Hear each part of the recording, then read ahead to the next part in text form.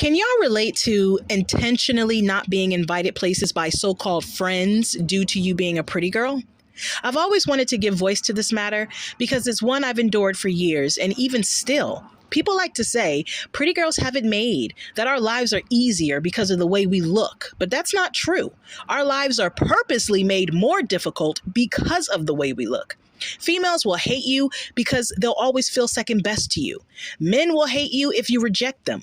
Strangers will frown at you out of jealousy, envy, and the list goes on.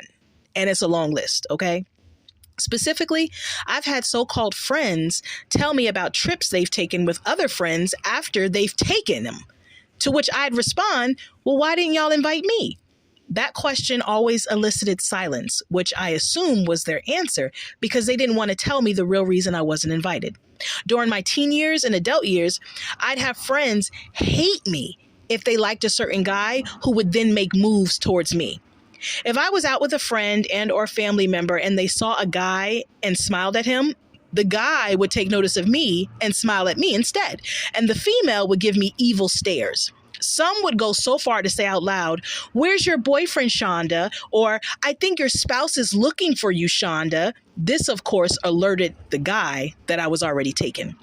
I've had females tell me I couldn't double date with them because then their spouses will start liking me over them. One time, a former spouse's friend invited us to a dinner at her home. The former spouse made me aware that her friend was an older woman dating a younger man who kept cheating on her. Immediately, I uninvited myself because I already foresaw what was to come and I didn't want to be uncomfortable, okay?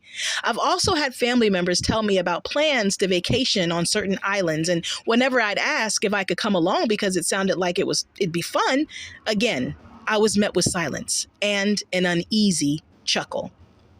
Hashtag pretty girl problems. Can anyone relate?